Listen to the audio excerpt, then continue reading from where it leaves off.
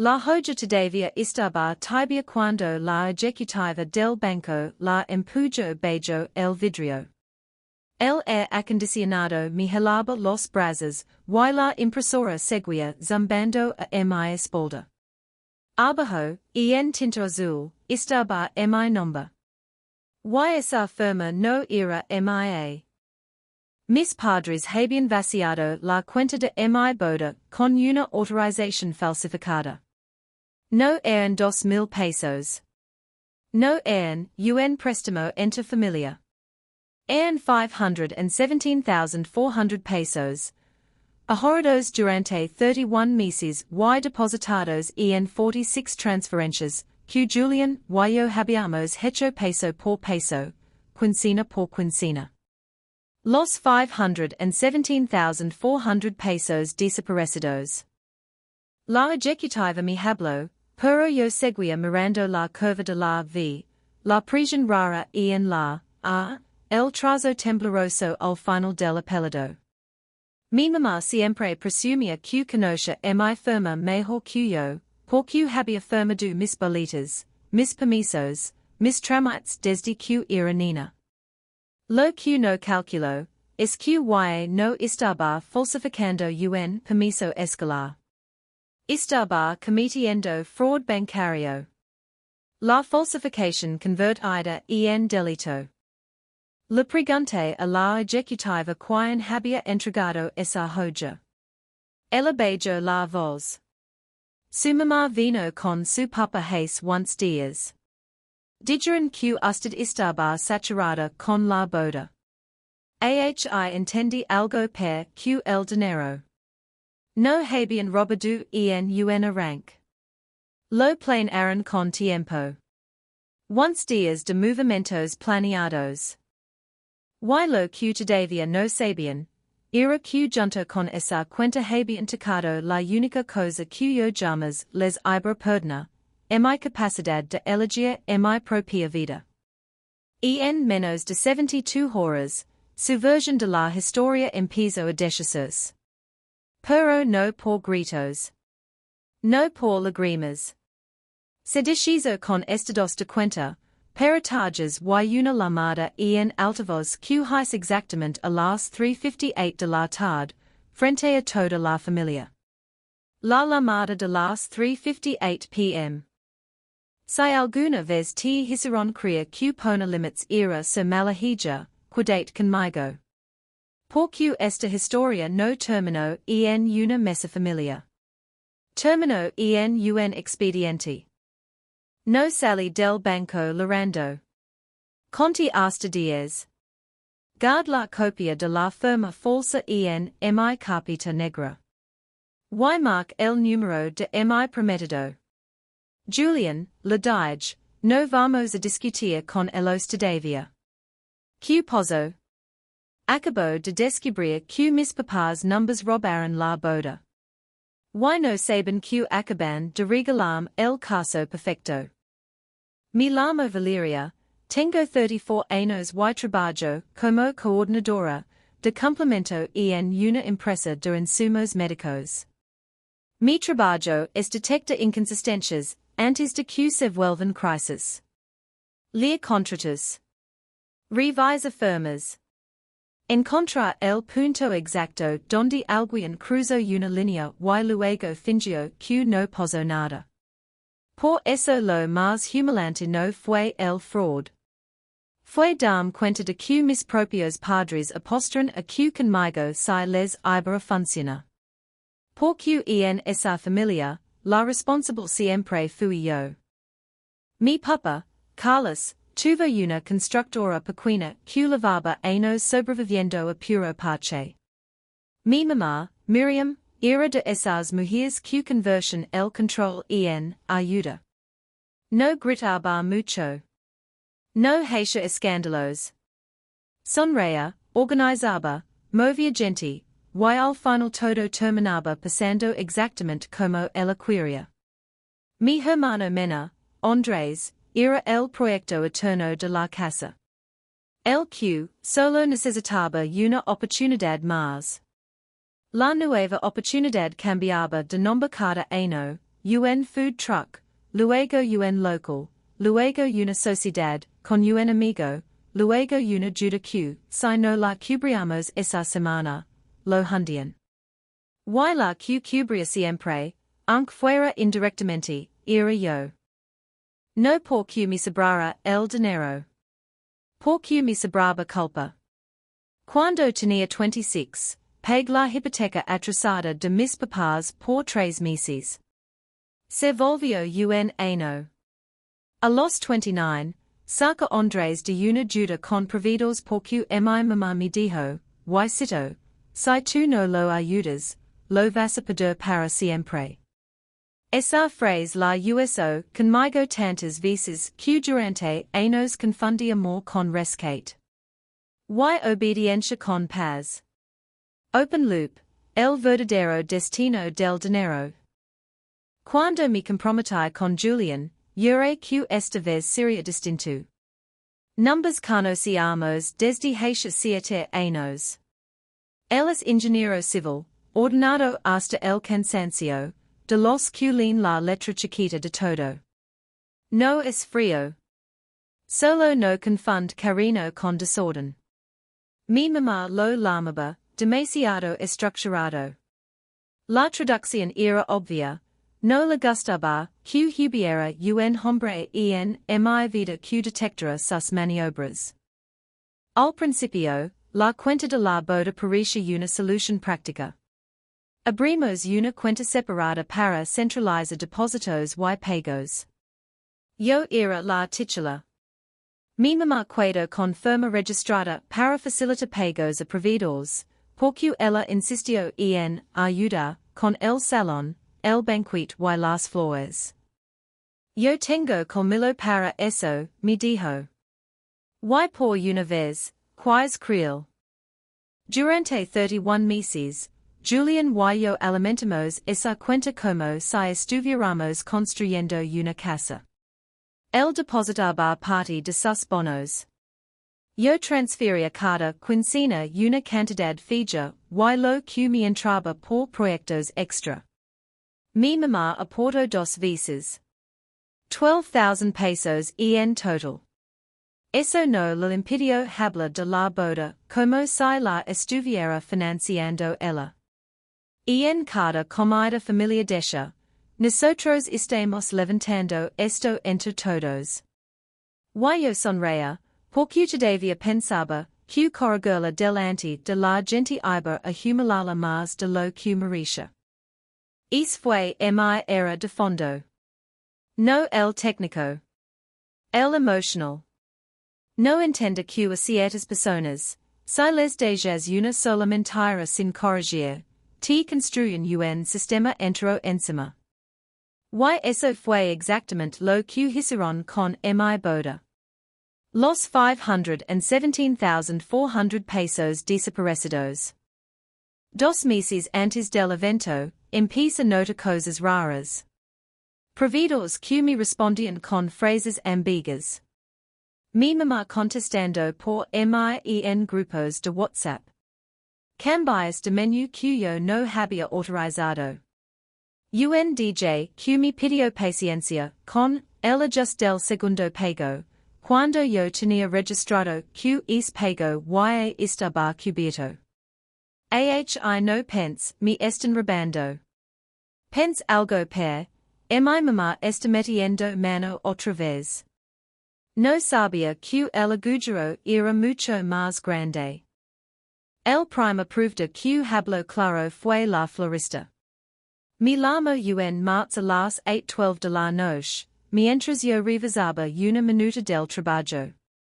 Se oyen tijeras al fondo, calles moviéndose, alguien preguntando por rosas blancas.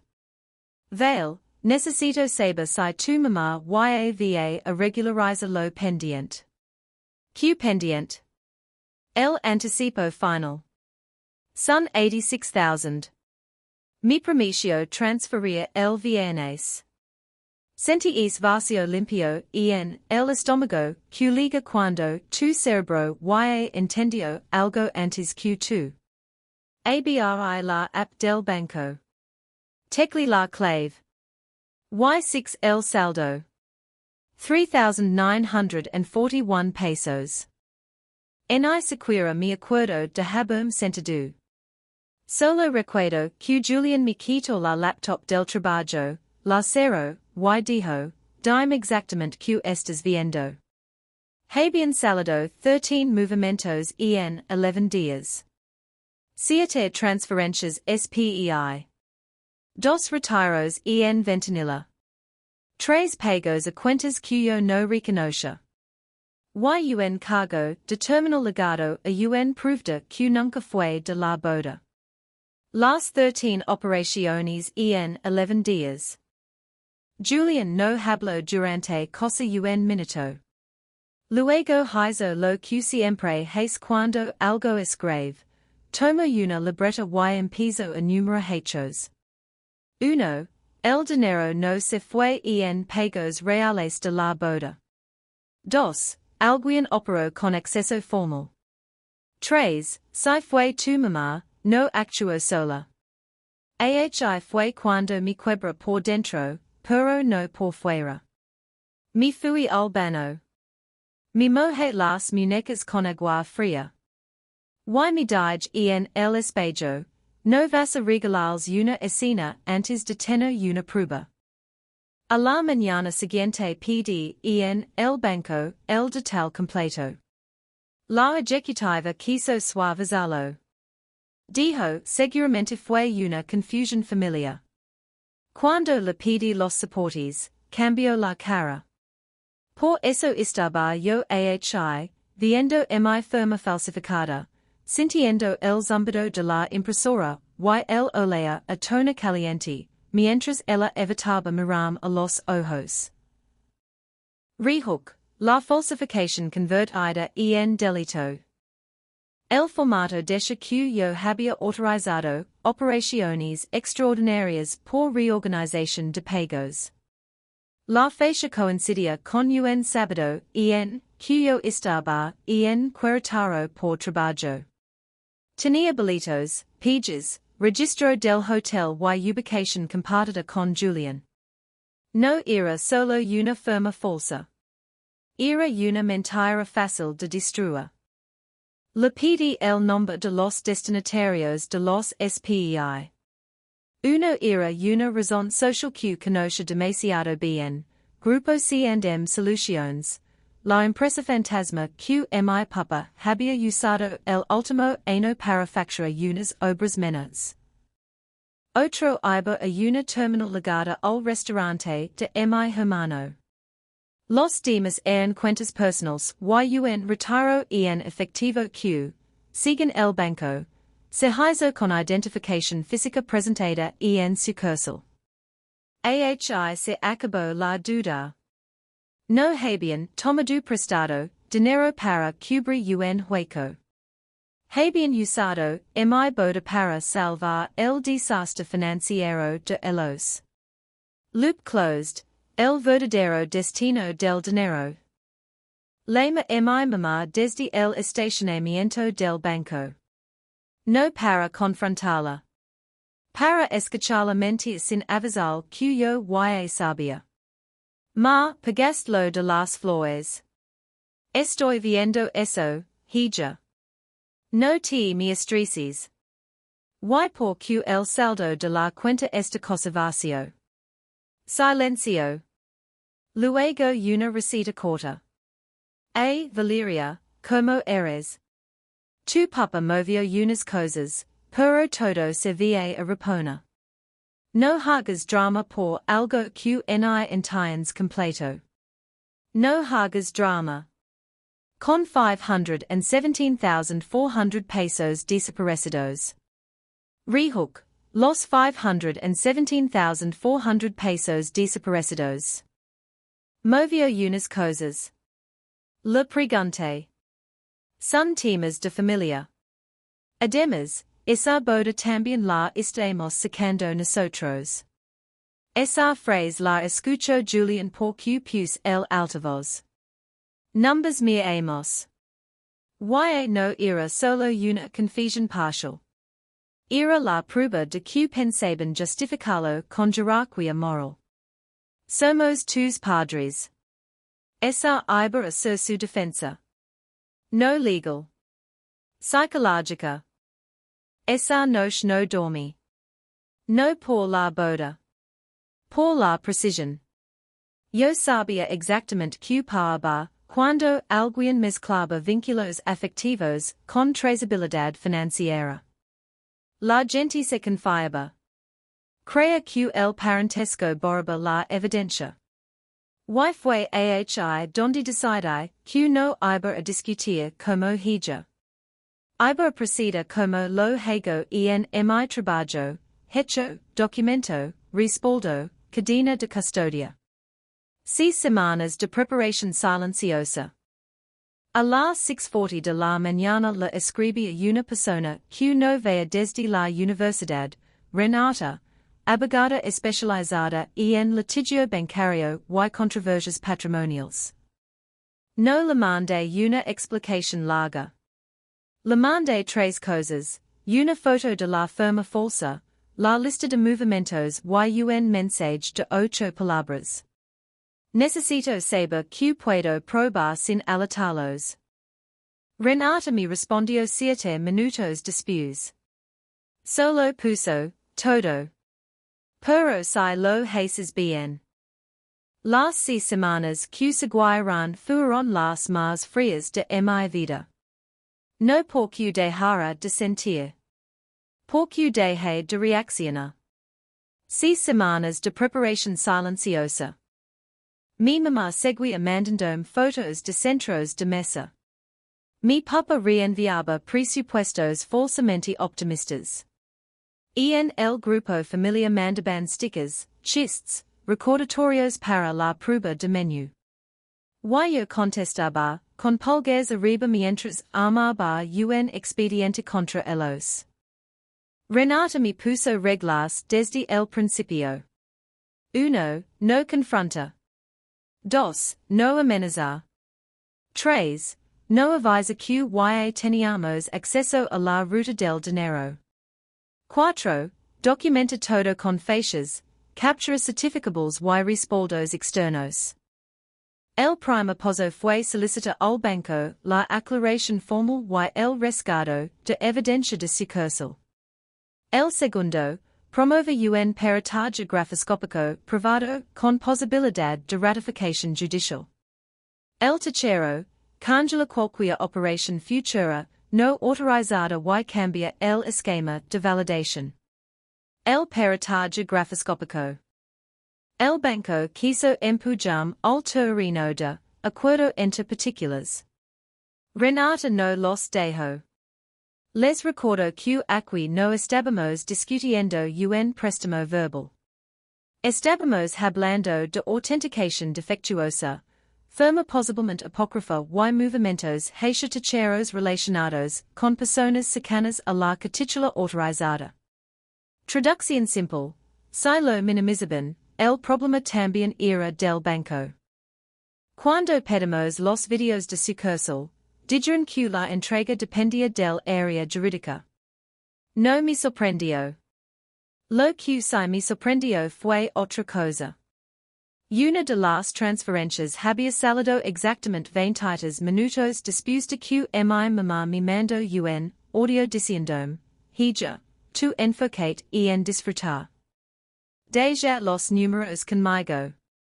Guard es audio en 3 lugares distintos. Las 13 operaciones en 11 días. Julian fue quien sostuvo la parte más difícil, la vida normal.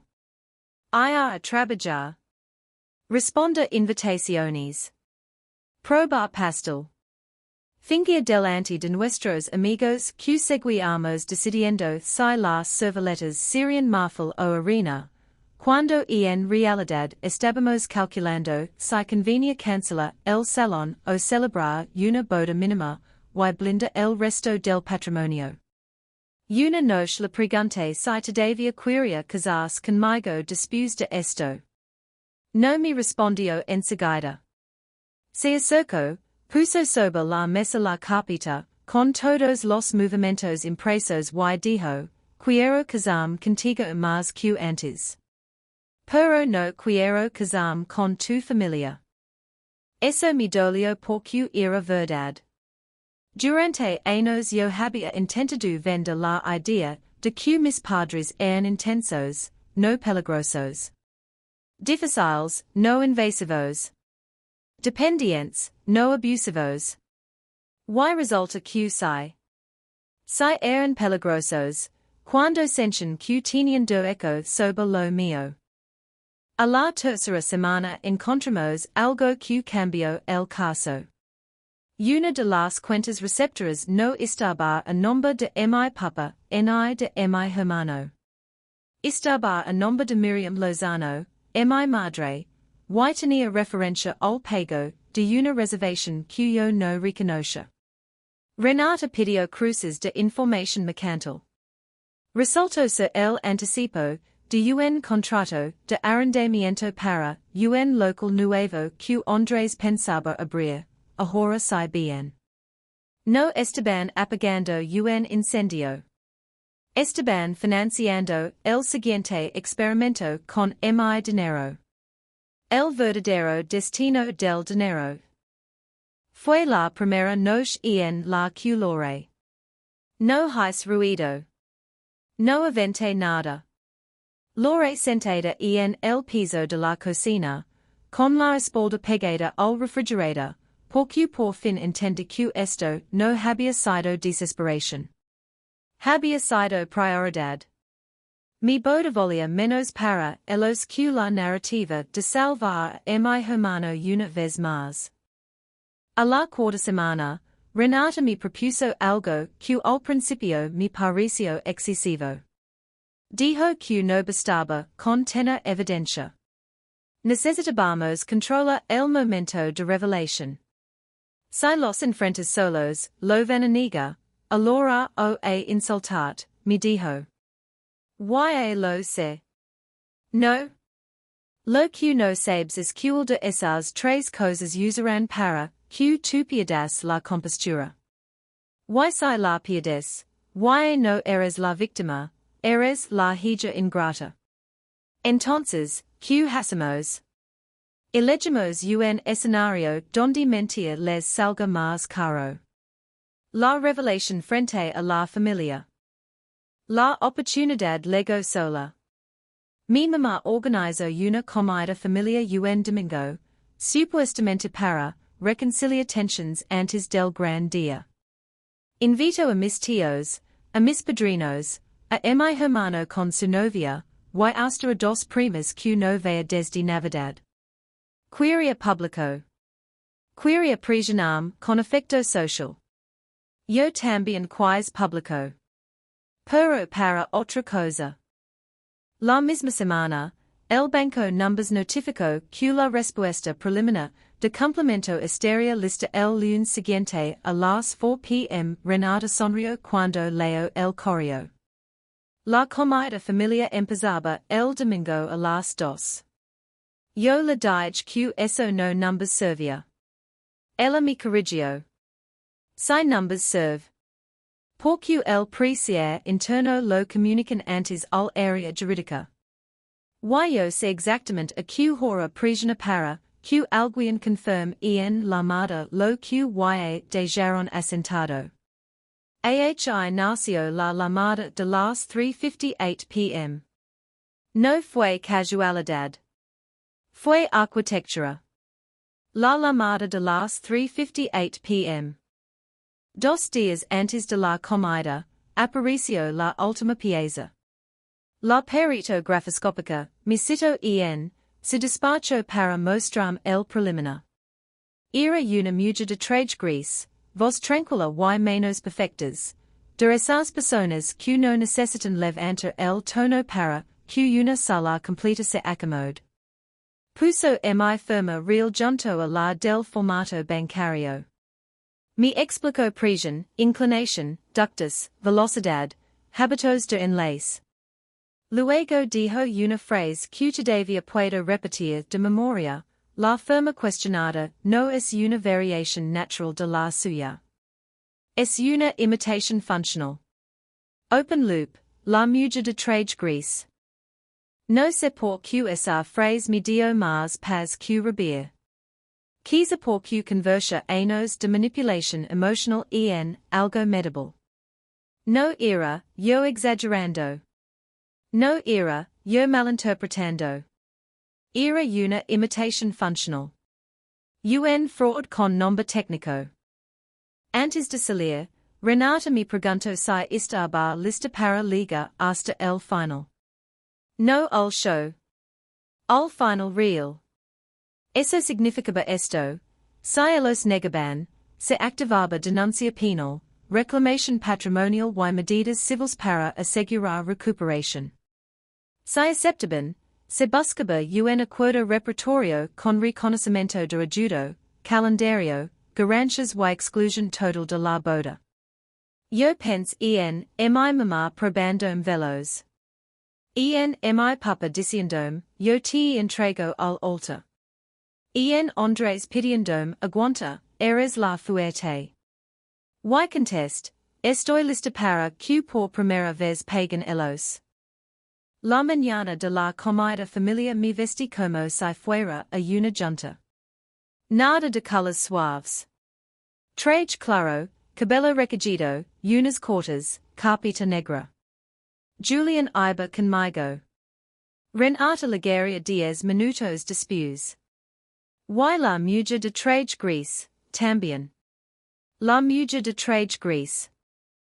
Mi mamá pensó que era la wedding planner. Ese fue su último era antes del silencio. La casa de mis papás olía a mol recalentado y a perfume caro. Habían puesto mantel largo en el comedor, copas que nunca usaban, serviletas de tela. Mi mamá tenía esa sonrisa tensa de anfitriona que decidió como va a salir la escena. Apenas me senté, empezó. Mi reina, que bueno que vienes tranquila. Y ves que a veces te gana el carácter. No respondí. Mi papa sirvió vino. Mi tía Alma preguntó por el vestido. Mi hermano evitó miram. La mujer de traje gris se sentó al fondo, junto a Renata. Mi mamá no preguntó quién era. Asumió que, como siempre, todo lo desconocido en la mesa seguía bajo su control. Rehook, la mujer de traje gris. Comemos 15 minutos hablando de cosas pequeñas. El clima. El tráfico. La luna de miel que no íbamos a tener en el plan original porque el dinero de la boda se había convertido en evidencia. Entonces mi mamá hizo el movimiento para el que amo esa reunión. Dejo el tenda, suspiro, me miro como si fuera víctima de mi propio temperamento y dijo, antes de que sigamos, yo si quiero pedirte, hija, que no permitas que el estés te haga desconfiar de tu familia. Aquí todos hemos hecho sacrificios por tu boda. Abri la carpeta. Perfecto, la dije. Entonces hablamos de sacrificios. Sac primero los estados de cuenta certificados. Los fui poniendo sobre la mesa uno por uno. Fecha. Monto. Destino. Folio. Mi papa tardó 3 segundos en reconocer la razón social. Mi hermano tardó menos al ver el cargo ligado a su restaurante. ¿Qué es esto? Dijo mi mamá, todavía sonriendo. La ruta del dinero, le contesté. Valeria, no hagas un espectáculo. No, mamá. El espectáculo lo organizarán ustedes. Yo traje documentos. Los 517,400 pesos desaparecidos. Lo explica la mesa completa que en 11 días habían salido 13 operaciones por union total Delaware 517,400 pesos de la cuenta de la boda. Que los depósitos eran nuestros, de Julian y míos, en 46 transferencias durante 31 meses.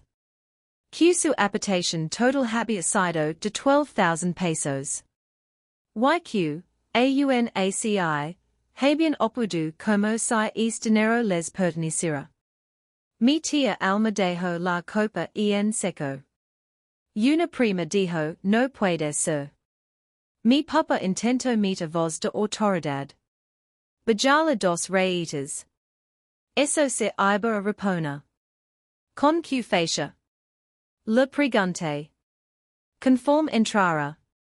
Entrara de donde. De tu empresa. De la cuenta de mi mamá. Del siguiente negocio de Andrés. Mi hermano explotó primero. Porque siempre lo hace cuando alguien acaba demasiado la verdad. Ya basta, vale, estás mezclando cosas. No. Las mezclas tú cuando aceptes dinero de mi boda para abrir otro local. Silencio. Las 13 operaciones en 11 días. Mi mamá cambió de estrategia. Pozo del control a la compasión. Hija, tu hermano estaba mal. Tu papa estaba ahorcado. Nosotros pensábamos resolverlo antes de que te afectara. Ya me afectó. No seas cruel. Somos tu familia. Precisamente por eso estoy aquí con testigos. Sac la autorización bancaria, con mi firma falsificada y la puse en medio del mantel como si fuera una pieza contaminada.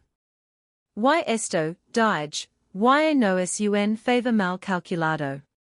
Es fraud. La falsificación convertida en delito. Mi mamá no tocó la joya. La miro como se mira un insecto muerto. Mi papa si. La acerco apenas. Y comicio el era más útil de toda la tarde. Esa firma está bien, dijo. Tú misma la hiciste, ni te acuerdas. Renata habló por primera vez. Le sugiero que no insista en esa versión. Toda la mensajero hacia ella. Mi mamá frunció el seno. Perdón, tú quién eres. Renata se acomodó la chamarra, tranquila. La abogada de Valeria. Y entonces la mujer de traje gris levantó la vista. Y yo soy la perito grafoscópica que reviso esa firma. La mujer de traje gris. No hubo gritos. Esa es la parte que más disfruta recorda la gente cuando me escucha cantarlo. Esperan una escena. Pero lo más devastador fue el silencio. La perito habló con una calma insoportable. Explicó diferencias de presión, ritmo, inclinación y remates. Dijo, imitación funcional delante de todos, igual que en su despacho. Mi tía Alma se llevó la mano a la boca. Mi prima apartó el plato. El peritaje grafoscópico. Mi mamá empezó a llorar en seco. Sin lágrimas al principio. Solo esa respiración rota de quien busca conmover antes de admitir. Yo no falsifico nada, dijo. Y yo asentí. Entonces te conviene escuchar lo que viene. Mira el reloj del cumda. 3:57 p.m. La llamada de las 3:58 p.m. Sac mi celular. Abri el contacto que Renata me había indicado. Puse altavoz. Todos oirán el tono. 3:58 p.m. Contesto una voz masculina del área jurídica del banco. Se identificó. Renata tomó la palabra mínima necesaria, solo para confirmar expediente y autorización de comunicación frente a la titular. Yo dije mi nombre completo. Luego pregunté, pueden confirmar si el análisis preliminar interno encontró inconsistencias en la autenticación de las operaciones reclamadas. Hubo una pausa. Después la frase que partió la mesa en dos, si se detectaron elementos de suplantación en la autorización y fallas en el protocolo de validación presencial. Mi papá se puso de pie tan rápido que la sala rechinó. Mi hermano dijo, esto es una emboscada. Mi mamá por fin logró de verdad. Pero yo ya no estaba oyéndolos como ella. Los oía como partes. No, dije. Esto es una documentación. Sac un sobre notariado. Lo dejé frente a ellos. Aquí tienen dos rutas. Uno, reconocen por escrito el desvío, firman un convenio de reparación con garantías reales, salen de la organización de mi boda hoy mismo y no vuelven a contactarme fuera de abogados. 2. Niegan todo, y mañana se presenta denuncia penal, acción civil y ampliación formal contra quienes resultan responsables. La revelación frente a la familia. Mi hermano empezó a insultar a Renata. Julian se levantó. No lo había visto así nunca, no agresivo, sino terminante. Si vuelves a hablar a Valeria como si todavía te debiera algo, te saco yo. Eso lo frenó. Porque en mi familia estaban acostumbrados a que todos negociaran con el desorden. No con límites. Mi mamá me miró como si en ese momento por fin me estuviera viendo adulta, y no le gustara nada. Numbers vas a destruir por dinero. Pregunto. Yo respira despacio. Toda la sala esperaba una frase grandota. Una venganza. Una sentencia. Lo único que dije fue, no.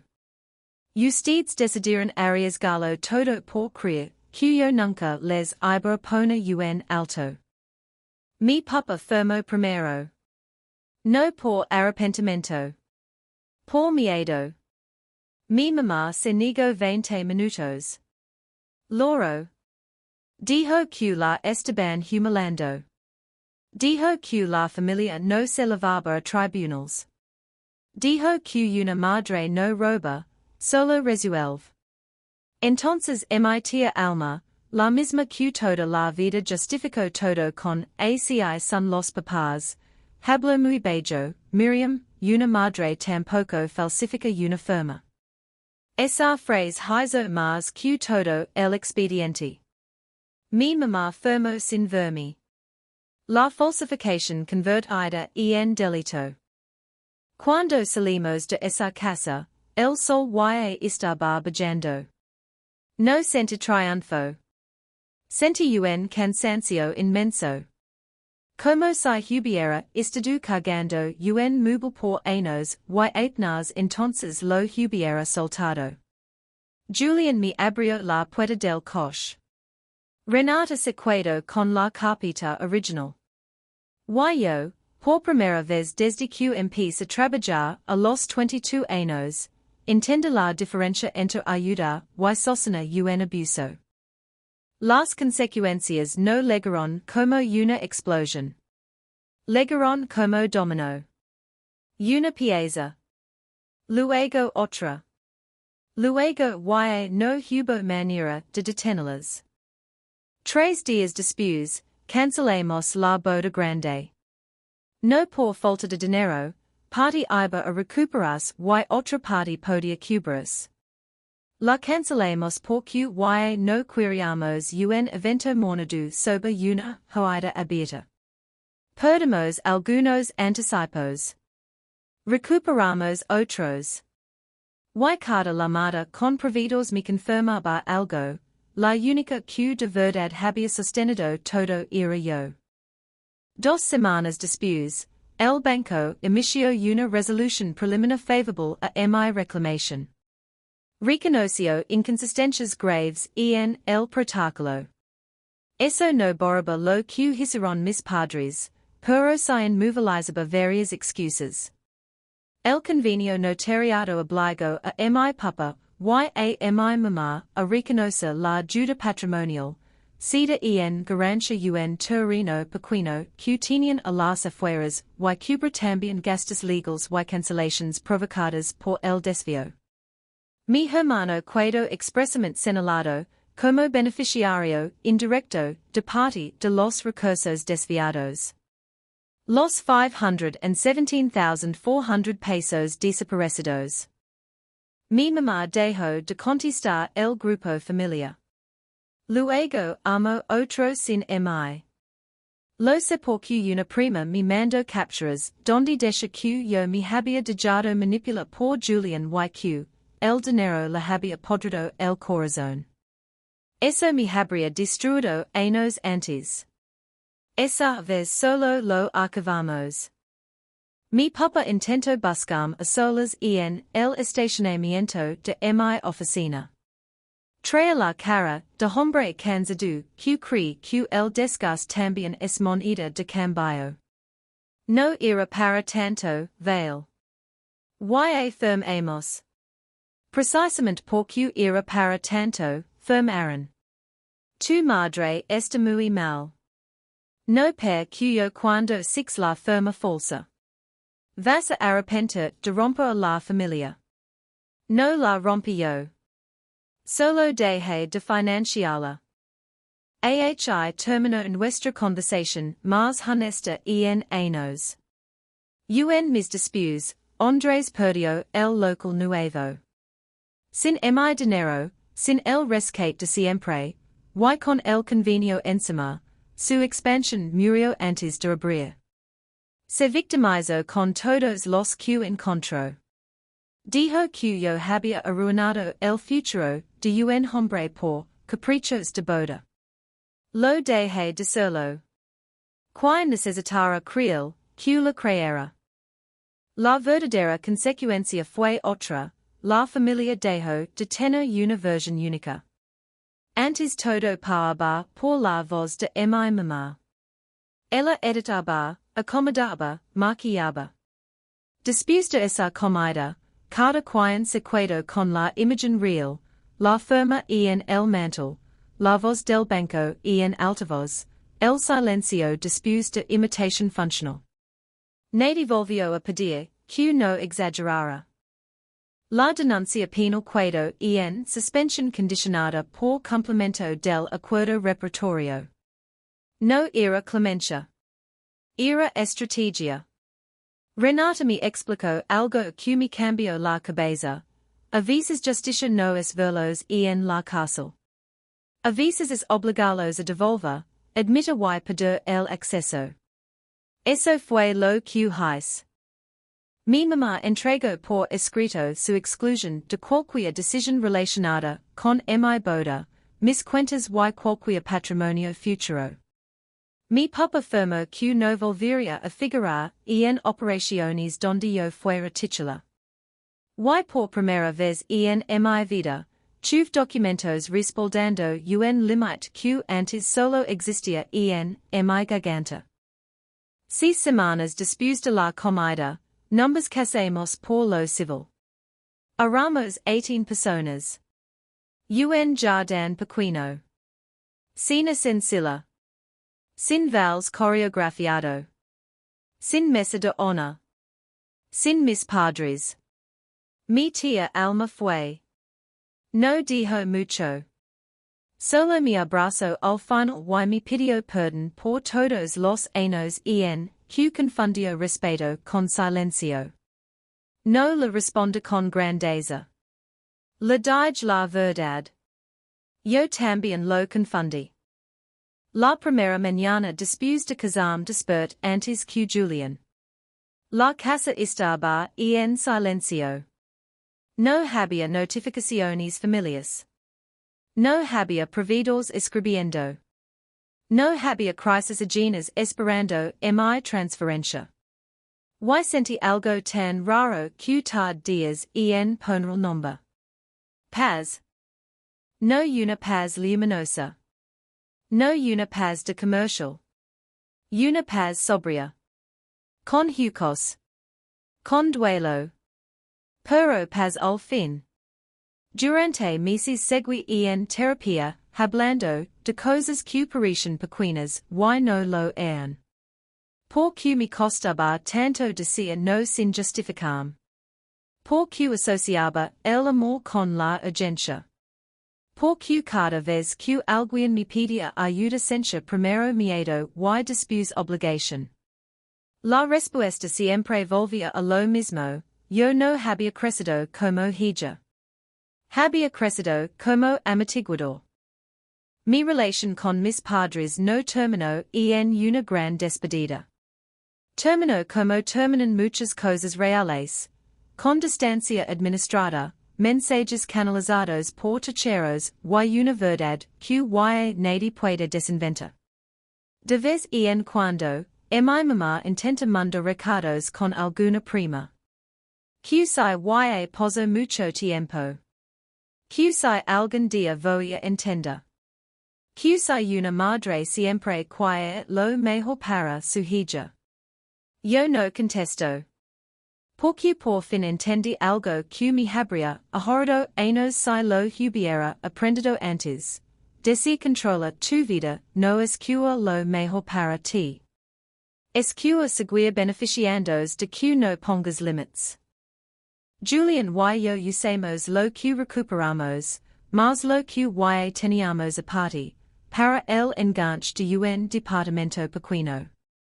Nada espectacular. Dos recámaras. Un estudio. Una puerta que se cierra y nadie puede abrir diciendo que solo vino a ayudar. Todavía guardo la copia de la firma falsa. No por rencor. Por memoria. A veces la saco y la miro unos segundos. Me recuerda dos cosas al mismo tiempo. La primera, que la gente capaz de cruzar esa línea llevaba años ensayando formas menos de invadirme.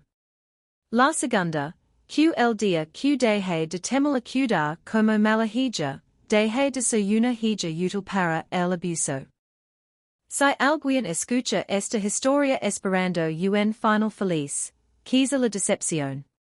No volví a cenar con mis padres como si nada. No hubo reconciliación llorando en Navidad. Mi hermano no se transformó en buena persona. Mi mamá no admitió públicamente todo lo que hizo. La vida real cosa nunca entrega cierres tan limpios. Lo que si hubo fue algo mejor, consecuencias documentadas, firmadas, sostenidas, empowered closure. Y eso, para alguien como yo, vale más que una disculpa actuada. Porque la familia no es la gente que te exige lealtad mientras vecha tu cuenta y falsifica tu firma. La familia, si es que esa palabra merece algo, es el vínculo que sobrevive incluso cuando aparece la verdad. Lo demás no es amor. Es administración del miedo. Yo me quedé sin mis padres. Sí. Y a veces todavía duele. Pero te voy a decir algo que nadie me dijo a tiempo, hey Dolores que encogen tu vida. Y hey Dolores que, por fin, la devuelven a su dueño. El mío hizo eso. La firma en esa joya no era mia. La voz con la que les puso en alto, sí. Y esa y no me la vuelve a falsificar nadie. 6 semanas de preparación silenciosa,